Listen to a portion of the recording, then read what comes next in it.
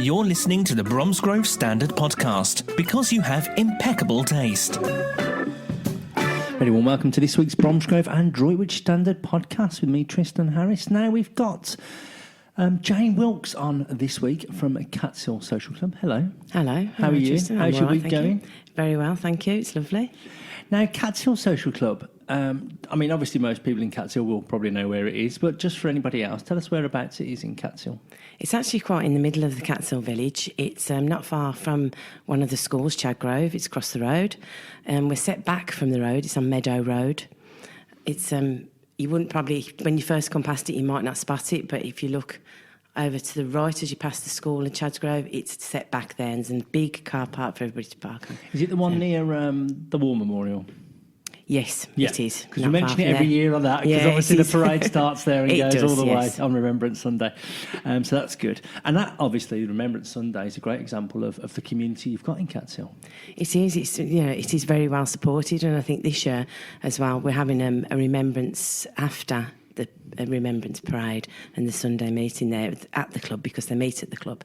We're going to have an artist on who does a 1940s remembrance gig, so that'd be really good if people want to come to that as well. That is good. And the thing about Remembrance is, I know that's a long way off, it's 11 months, but it's been, you would have thought it would have dwindled, but it's been growing every year in Bromsgrove and Catshill and Rubery and all the other surrounding areas. It does. I think it grows everywhere. It's a very significant time for millions of people. It's very significant.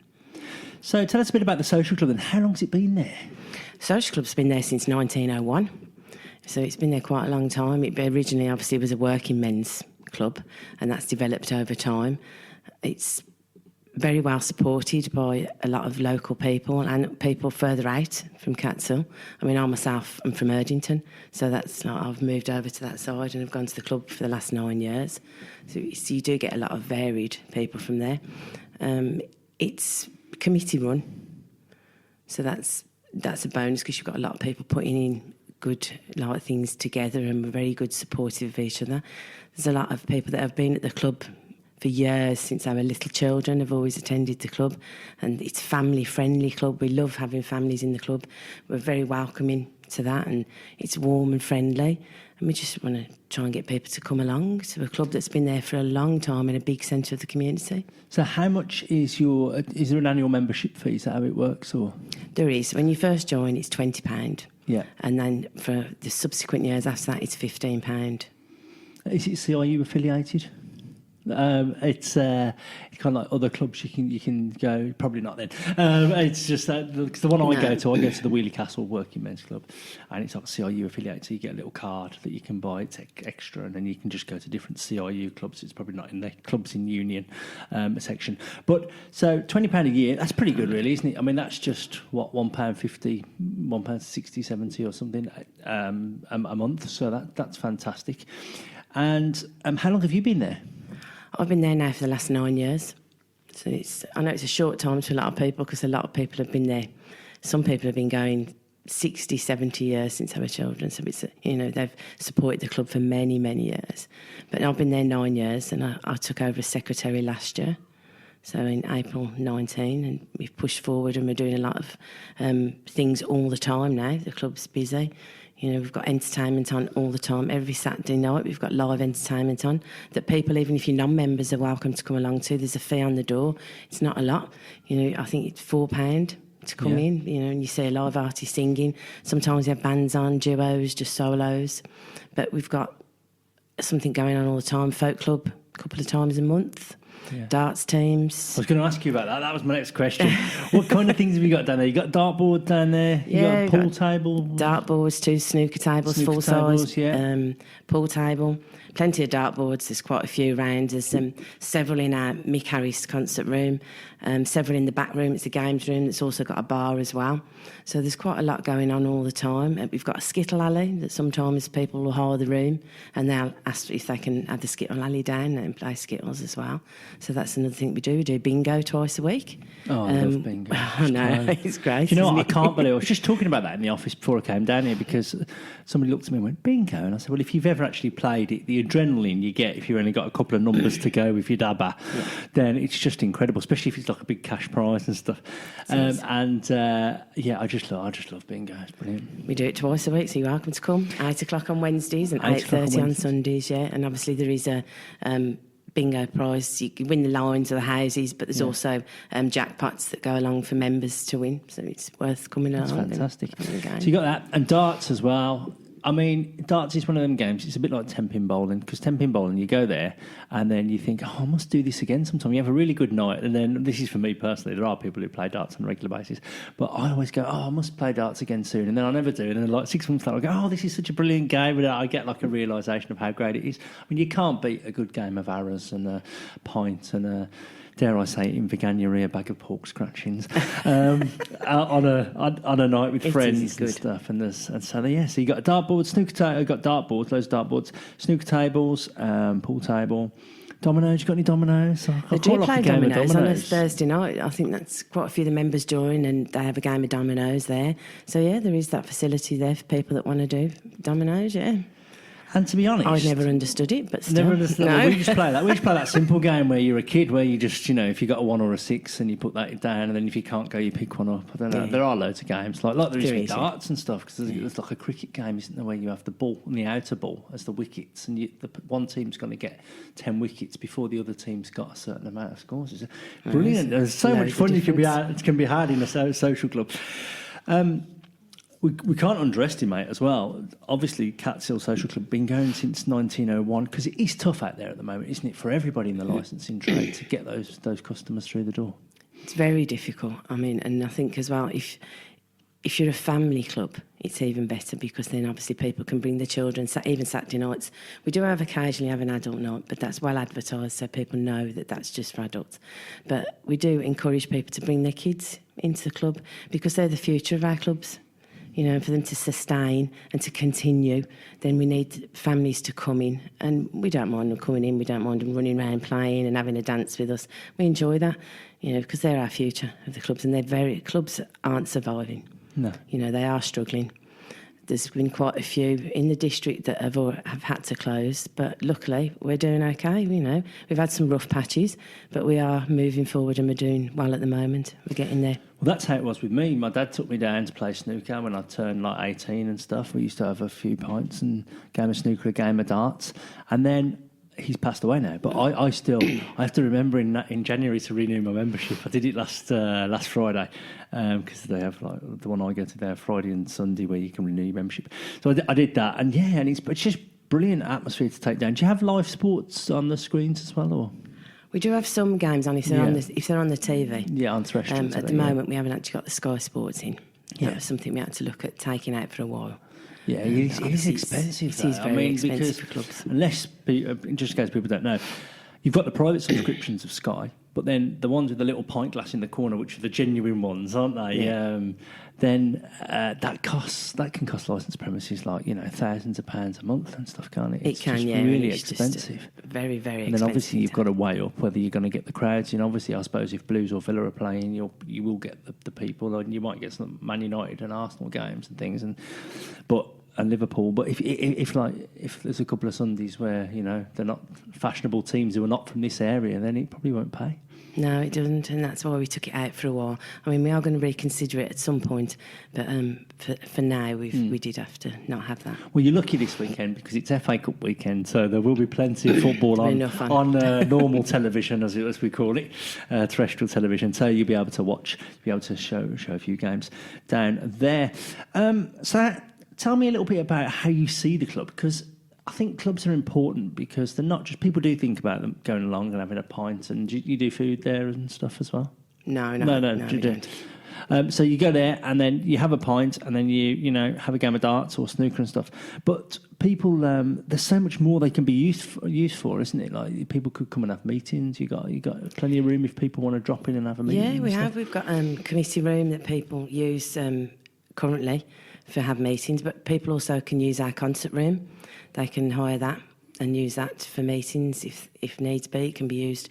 We are looking at putting out there businesses using it for conferences, so that could be used for that. Council used it recently for voting, so they had that all day for election times. That was a good thing. Me and a friend were discussing this the other week, and we were saying it'd be interesting to see, like, obviously if you had pubs in polling stations, it'd be interesting to see if, a few people, like you interviewed them at the start when they went in, and then they'd had a few pints, if their vote would have changed. And I've got a funny feeling it probably would with some people. But so that's that as well. I suppose it's the times of day, isn't it? So I suppose you're busy at weekends as well, and in the evenings. Is it a case of maybe wanting more people at different times of day? Because the conference thing would offer you that, wouldn't it? It would give you more time in the day. It would. I mean, I think it's just getting people to come and join us, really, because, you know, we do have a lot of fun there, and we're a friendly crowd there, and we really enjoy being there. The people that are there, you know, love that place, and they, you know, want it to thrive and to move up forward. And it's about getting more people to come in and join us, really, and for the community to use it more. Because it's right in the middle of that community, and it's central for people. The buzzies go past there, and it is good for that. Although it's going to be worse from next Monday with the 144 being cut a bit, but it's still quite a good prime location. Yeah, it is a good location, and you know there's a bit of an area outside that the kids can have a bit of playing, and we did have some swings, but we've got to renew them, so they've gone for now. But there's still that area the kids can go out and play when it's nice. You know, and the parents can go out there and sit there as benches and stuff like that. So it is a nice place to come. We are open every night of the week, and Sunday all day from 12 o'clock. Saturday lunchtime, we're open 12 till 3. And then, obviously, every night of the week, we're open for people to come along and enjoy. And I suppose if people want to come forward and suggest ideas for events and stuff that they think might work, they can do that as well. They can. We're happy to hear if anybody, you know, any events that they think would be interesting, you know, that they would like us to consider. We've got a gardening talk coming up as well this year, so that would be another event that people might want to come to. You know, I can't remember the date though. Sorry. We've got a few tributes coming through the year as well regularly. We've got an Elvis one coming up the end of January. Right. On the 7th of February, we've got Ollie Murs tribute. And the best of all, on the 14th of February, which is our Valentine's Masquerade Ball. So all those guys out there can bring their ladies along and have a nice dance. We've got a singer on, we've got a disco on. The room's going to be decorated out all Valentine's, so bring everybody along. So there we are. If you don't know what to do for Valentine's Day, because you don't want to get to a restaurant, it's boring, you've probably done it a million times, go to a nice Valentine's disco. Yeah. What's the best place? So you've got like a Facebook page and website and stuff that people can go on to? We have got a website, yeah, it's at Catshill Social.co.uk. So catshillsocial.co.uk, or just search Catshill Social Club on Facebook. You'll find it there. Ever thought of doing any beer festivals? We did. We've had that discussion about perhaps maybe this year in the summertime to do something like that. Yeah. We have been talking about trying to organise it, have some food on the car park and some obviously artists playing out there as well. So that's something we are considering this year. Because you can't beat it in the summer, can you? If you get some live bands and it's nice. You know, I love a good beer festival. So what would you like to see? Is there anything you want the club to accomplish in 2020? Have you got any aims for the club? We want to just keep the club going and keep it moving forward, make it better, have more people coming in, more people to enjoy it, and make it more community orientated, get more people, you know, to join us and have fun, open it out to other sort of people that might want to use the club. Obviously, there's local elderly homes and mental health homes if they want to consider using it maybe for, you know, to come and let people play a bit of bingo or whatever in the day. We can sort that out. I suppose functions as well, like your weddings, your baptisms, funerals and stuff. Yeah, the Mick Harris concert room can be hired for anything like that, any function that people want. And how much does what's the capacity of the function room? It's 176. It's quite good then. So if you've got like an event like that. So let's just recap then what's going on. So obviously this weekend is the 25th. You got you got a singer on this weekend? Or We've got Gary Dean on this weekend. Very good. And what does he do? He's a solo singer. Cool. So he'll be singing throughout the night. Okay, and then next week, obviously the 31st, is your Elvis tribute. That's on Friday night, and then again on Saturday night we'll have another artist on as well people to come along. And then February the 7th, did you say, or 6th, the Ollie Murs? 7th February, Ollie 7th Murs of tribute. That's a February. Friday, and then again on the Saturday there'll be something else on again. There we are. So you really have got loads going on. Yeah, and our masquerade ball. Don't forget And that the one. masquerade 14th ball of for February. Valentine's Day. So there we are. Maybe you'll go and find love at the masquerade ball. That could be good. So thank you for joining us. If you want to find out about Catshill Social Club, then just to recap, catshillsocial.co.uk, and also Catshill Social Club on the Facebook page, and it's right down there by the War Memorial. Meadow Road, did you say? Meadow Road. Good, there you go. And you can see Jane and the team who will make you feel very welcome. We will. Come along and join it. Thank you. You want to chat through a couple of other news stories? Yeah. Yeah. We've got, draw which one now? Well, we've got a Bromsgrove version of this going in as well, hopefully. I'm waiting on a comment from the council. But a new report's revealed that Wychavon District has experienced the most sluggish growth in ULEVs, which are ultra-low emission vehicles. So this is basically, ULEVs are low-carbon cars.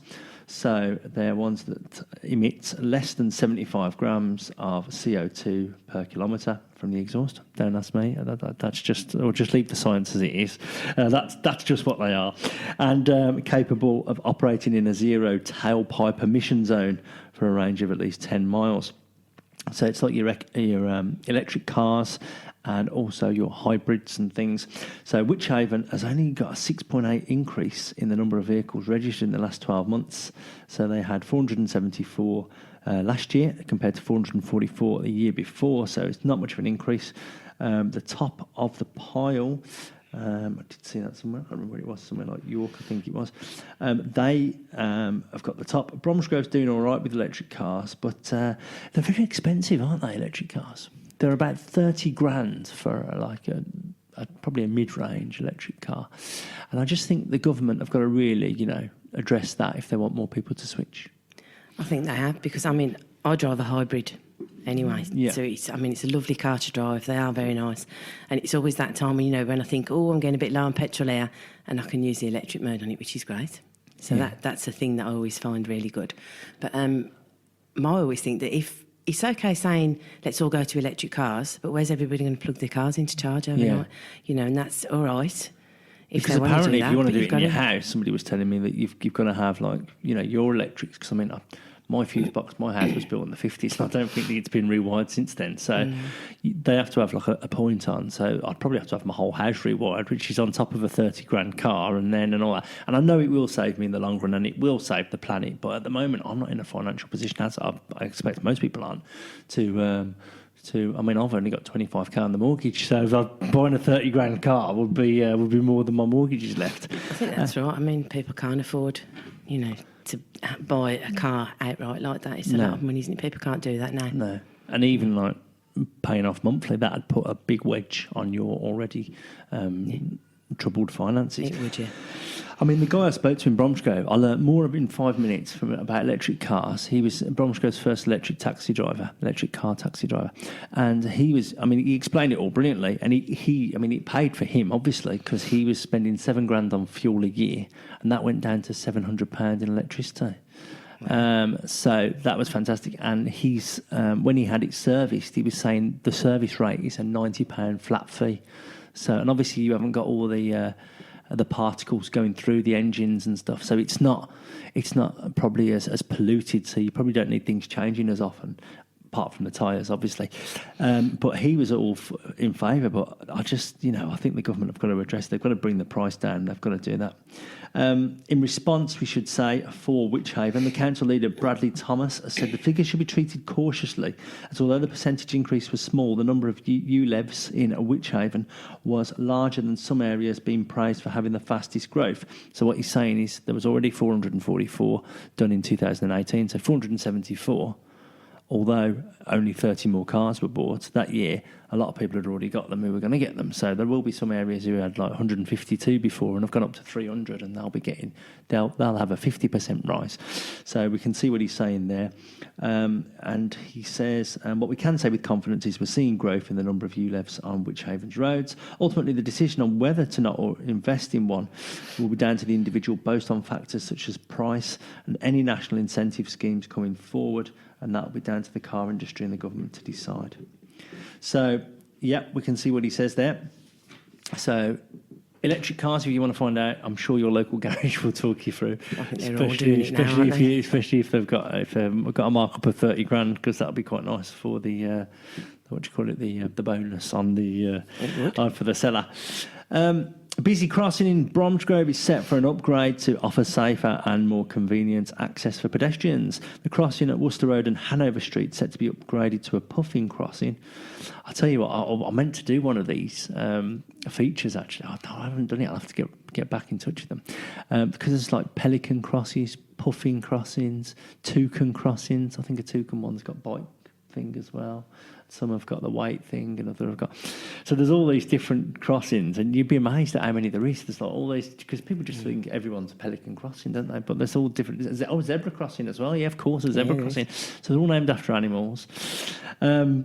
So this work could cause some serious disruption on Monday, to be fair, because January the 27th, it's going to take 5 weeks. And that bit with Market Street and Hanover Street is, of course, the bit by Waitrose in Bromsgrove Town Centre.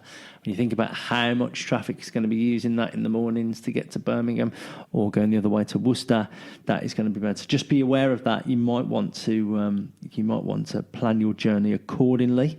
Mind you, these days, you just look at your phone in the morning, don't you, and you can see the big red lines on Google Maps about where all the traffic is. Cycling and walking routes are going to be improved as part of the development. So obviously, it's small time pain, long-term gain. That's what we've got to think about. That's not probably what people will be saying on our letters page and in their cars, where they'll be turning the air blue, as well as the emissions.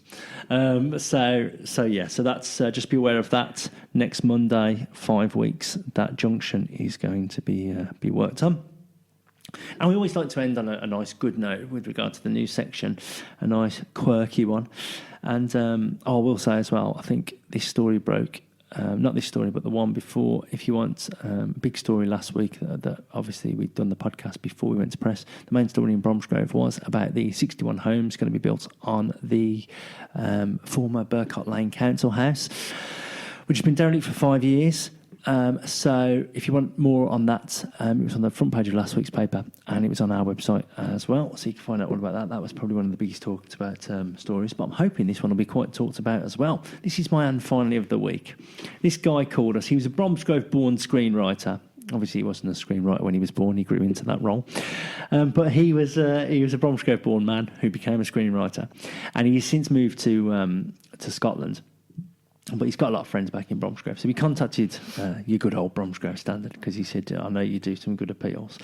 Lee Crompton is his name. And he's launched a crowdfunding campaign to raise £3,000 to showcase his, to do a pilot version of a series he's written. It's a black comedy called Game of Cones. And it's about, it's got nothing to do with traffic or anything after the last story. But the story centres on a love-struck backpacker who naively blunders into an ice cream van turf war where he borrows money for an engagement ring. The guy he borrows the money off is called Mad Rab, who lends him the cash, and he owns the Game of Cones ice cream van. But he turns out to be peddling more from the ice cream van than just sweet treats. So that's the premise. He's had a read-through with the Scottish screenwriters on the table reads. That was in October last year. The script's got a really positive response. And somebody told him that it was one of the best things they'd ever read, so that was quite impressive. That inspired him further. It's since been performed in front of a live audience, where again it gained a great reception. And now what he wants to do is, he said he started off just being a short film, but as he delved into the characters' backstories and kind of like, you can do those workshopping things where I'll say to you, you be this character, where were you from, what did you do? I think he's done that kind of stuff. And he's... it would be, if you can get it made, it's going to be 4 30-minute episodes. but obviously he needs the pilot to be made. He's already got a cast and he's already got a crew on board who've got substantial film industry experience. They're all assembled ready. All they need, the missing topping for this ice cream drama, as I said, or ice cream comedy, is the funding. So what we're going to be doing is there's www.gameofcones.tv. There's a Twitter page, and if you search for Game of Cones on Facebook, you'll find it as well. He's just looking for people, if they want to be involved in this project by helping fund the pilot, then they can. In return for pledges of cash, the team are offering a number of rewards, including visits to the set when it's filmed, signed copies of the script, and even the chance to be in the pilot episode. So he's got a few extra roles up there. Obviously, the bad thing would be that you might have to get to Scotland, but, combine it with a holiday. So I'm really hoping we can help Lee out with this, and I'm hoping people will back Game of Cones from our Bromsgrove writer. So that's the end of the news. Let's quickly turn to the sports, because we had a massive, massive, massive night of football last night in Bromsgrove. We did. Bromsgrove Sporting lost 3-1 on Saturday. We're not going to mention that because, I think that was the end of like a 2-month unbeaten run, so they've done well. It was going to happen at some point. Thankfully, it wasn't last night when Bromsgrove Sporting faced Redditch United for the first time in a competitive match at home. 7-1 was the result to Bromsgrove. 2 goals from Shorrock, 2 from Gregory, both penalties for Gregory. 1 from Mike Taylor, 1 from McDonald, and 1 from Mills. Bromsgrove, I looked at the stats before I came up to do this podcast, 29 shots on goal, 18 on target, and the bragging rights over our local rivals. What more could you want? Bromsgrove Sporting are top after 51 points. Remember, they've already had 3 promotions on the bounce, so they could go up again. I think it's the top place, and then I think the next 4 go into the playoffs. So even if they finish 2nd to 6th, they've still got a chance of going up. And bearing in mind, this is the first time they've played at this level. I think they're doing splendidly well.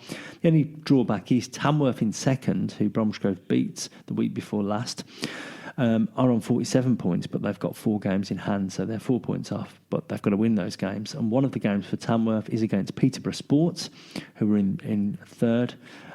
So those 2 are playing on Saturday, so hopefully Sporting will be wanting a draw or maybe a win for Peterborough there.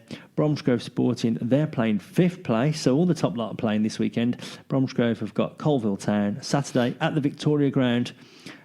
So get yourselves down to that and support the Rouslers, and hopefully another 3 points on the board and another bit closer to the end of the season, and hopefully some kind of promotion, whether it be top of the league or via the playoffs.